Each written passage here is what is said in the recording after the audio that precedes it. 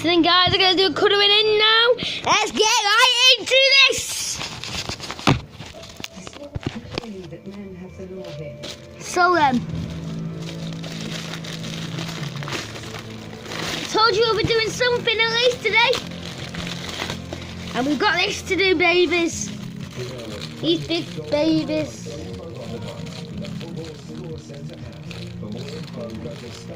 We're doing the screen because it's dinosaurs, eh?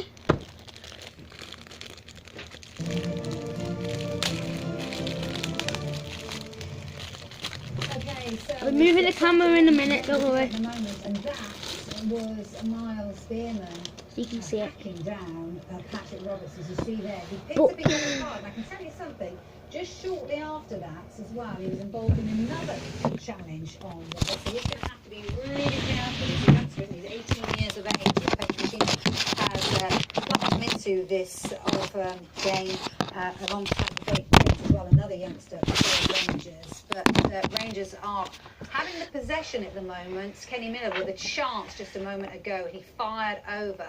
But it's Celtic who are leading the way after that goal from Callum McGregor in the 11th minute. But as I said, the bad news for them is that Moussa Dembele has had to go off injured with a hamstring injury. So I'm going to move it back into place. Get this. 4 minutes to actually get onto the field. They're into the 42nd minute. That's all that feels good. 2 right now. Celtic leading the way.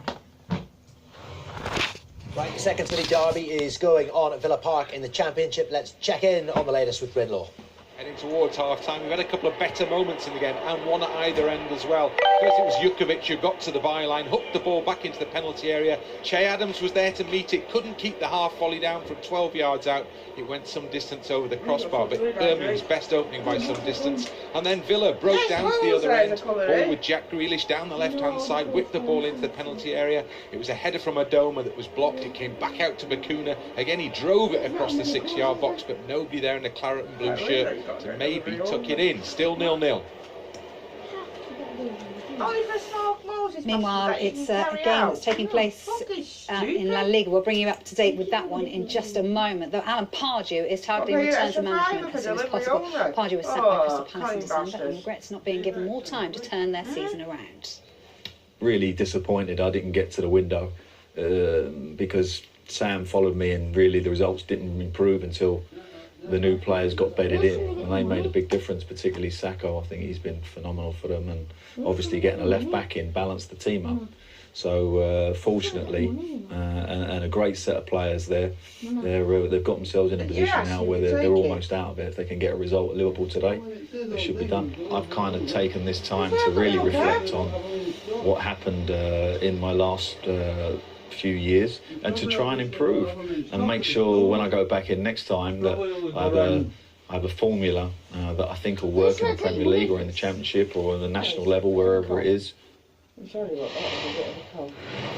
Okay, let's take you to the game between Sociedad and Deportivo La Coruña. As you can see, this game is just about to finish. It looks like Sociedad will pick up the win, and with it, those 3 points will be great news for them because they will drop back into those Europa League spots. They're just outside them in 7th place in La Liga at the moment. Deportivo, meanwhile, will remain in 16th place. They've been on a good run of form themselves. They beat Malaga last time out 2-0, but they just couldn't get the better of Real Sociedad today as this game goes into the final minutes. You can watch it, though, over on Sky Sports 4 if you press the red button. British heavyweight Hughie Fury's pulled out of his WBO world title fight against champion Joseph Parker because of injury. The cousin of Tyson Fury had been due to fight the New Zealander in Auckland on the 6th of May, but Parker's promoters say Fury's unspecified injury means the champion will now look at making a voluntary defence of his title. Well, a fight with WBA and WBC welterweight champion Keith Thurman could be on the cards for Kell Brook if he beats Errol Spence Jr. next month, live on Sky Sports box office. Thurman indicated as much after watching Sean Porter become his mandatory challenger by stopping Andre Berto. Porter made his mark in the second round. Good round for Porter. And his body work in round 2. We got a T-Rex up in this picture, guys. Of Berto applying plenty of pressure in the following rounds. and Porter went for the big finish in round 9. Porter hurt again. Already down twice. Who will make the call, the referee or the Porter? The referee will. And there's Porter now, who fights his way back into a mandatory position for a title fight.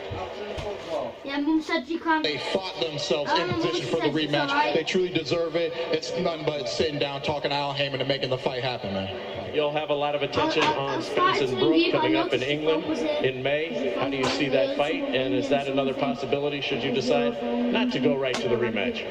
At the end of the day, you know I wear red, white, and blue, so I look forward to Spence bringing that belt back home and creating more opportunities for the welterweight division, man. Your boy Keith One-Time Thurman's at the top, and I'm willing to fight everybody. Half-time at Hampden Park in the game between Celtic and Rangers. It is, of course, the Scottish Cup semi-final, and Callum McGregor, the goal scorer for Celtic so far, getting his 4th goal in the season, and one important one it could turn out to be against Rangers today. So it'll be Brendan Rodgers who'll be the happier of the managers, although he has lost personnel in that first half. It came in the way of Moussa Dembele picking up a hamstring injury. Rangers have got themselves right back into this game in the latter part of this first half, though, but nothing has come of it so far. So Pedro Caixinha will need to get his charges in the mix in this one in the next half. You can watch the half-time analysis right now over on Sky Sports 2, and we'll keep you across everything here as well. Oh, I know what I did. Also half-time in the Championship at Villa Park, where it's been a fairly uneventful first half. You'll be looking for a second half with more quality, I would imagine, below. Absolutely, quality and goals. Well, goals would be a good start because this game really needs it at the moment. Birmingham probably won't be too disappointed to go in goalless at half-time. If Harry Redknapp thinks 4 points might be enough to keep them up, well, this would be a valuable one on the way to doing that with a couple of games still to go. But then Birmingham would really expect to try and offer a little bit more going forward in the second half, as would Aston Villa as the home side, because neither side really has created anything on target so far in the game. Half chances only. A worrying sight for Birmingham just as the players were heading off at half-time. Jutkiewicz sat down in the centre circle and required treatment. He has limped off now, but that might be a doubt for them in the second half. They could do without losing such an important goal scorer at this stage of the season. So, two sides have gone off. We've got little to report. 0-0, better things expected in the second 45. Now, Tony Bellew will certainly be watching Saturday's World Heavyweight title fight between Anthony Joshua and Vladimir Klitschko at Wembley live on Sky Sports Box Office. Joshua's trainer Rob McCracken helped Carl Froch the victory at Wembley in 2014 against George Groves, but can he make it a Wembley double? He's the man charged with guiding boxing's hottest property towards greatness. Robert McCracken is both hard taskmaster and calming influence for Anthony Joshua, widely considered one of the sport's most respected trainers. He enjoys it, he's enthusiastic, and he really goes for it and has a belief in himself, and that's sometimes what separates the real top fighters between those who don't quite make it. But you know, the sky's the limit for him if he just uses his brain and he's sensible in the ring and smart. You know, he has lots of ability, lots of talent, loads. Hands up, keep on it now, keep moving, come on, keep moving, drift away, defend, fall full. That's it, there you go. Do it with the legs again. Just don't sit on the end of this. If you don't sit on the ends, you can't do nothing. He's very grounded, he knows my ability and knows how to develop me as a fighter. He knows the fights I should take, the fights I shouldn't take, and you know what's good? He's never let me shy away from any fight, he always believes in me. Okay, stay solid, come on. Don't let him put your head down. I'm trying to put your head down. There you go. Good. Good. Body head, don't go too low. Same hand. Yeah. Calm. Too low. Too low, yeah. Come on. Do yourself.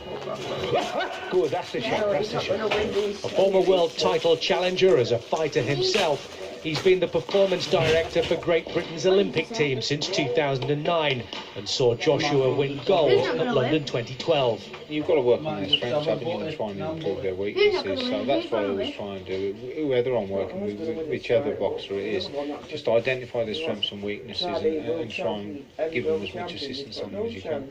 And it's the same story whether he's working with his superstar graduates or the next generation. The relationship with him is good. You know, he's sort of one of the lads who is in the background, if you're not pulling your weight, he'll let you know. And it very rarely gives you a pat on the back. But if you're doing something right, you know you're doing something right if you get a pat on the back off Rob. I was on the team from August 2014 and I got the medal August 2016. So it was within the space of 2 years. So from the help of Rob McCracken and all the other coaches, just literally giving me advice daily, and like a sponge, I soaked it all up. McCracken was in the winning corner when Carl Froch was victorious at Wembley 3 years ago.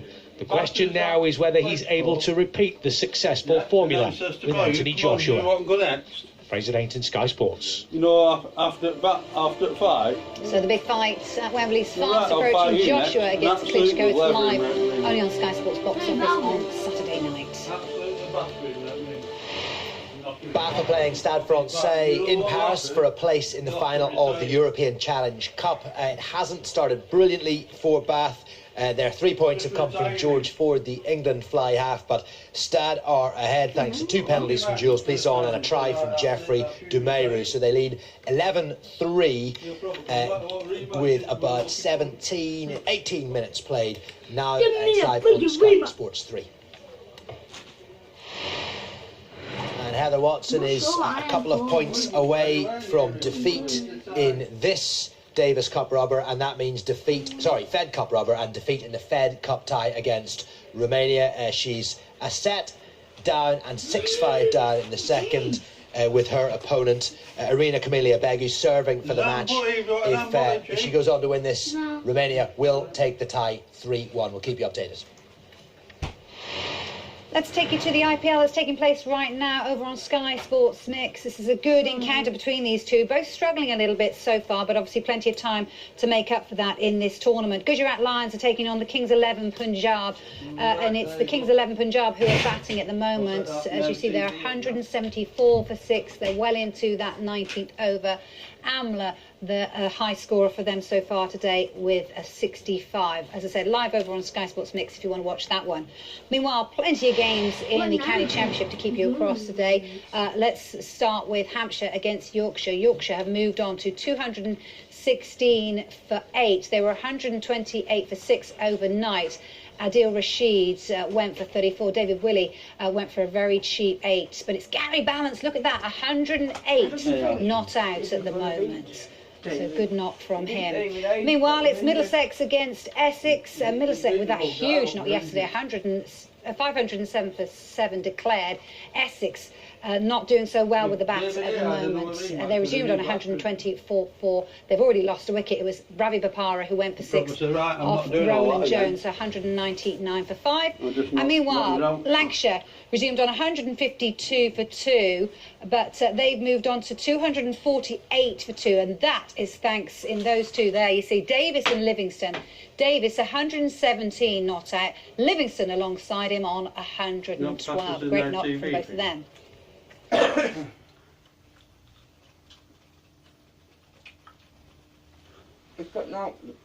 He hasn't got a chance for Joshua.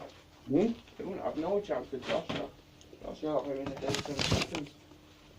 Wrong, bang, off you go. That's what he does. And then he can say, right, I'll have another fight next week and I'm not even tired.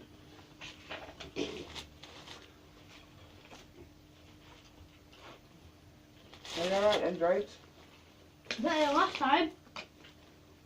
Let me sit. What you got there, Jake? Oh. You got this video playing. I'm a YouTuber. On his phone. I'm a YouTuber. What are you on, mate? Hi guys, this is all I've done so far. Right, YouTube it off. No. Right, shift it. People want interesting things on, not people inside here just been watching telly. Jake, take it off. Right, I'll knock your phone off. My phone off how to.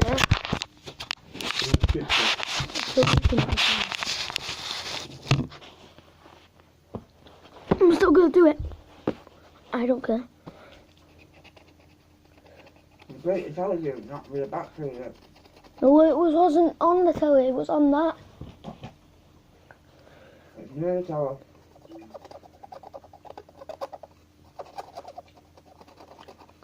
So guys, this is going to take a while, so I'm going to stop this video here and then I'm going to start another one.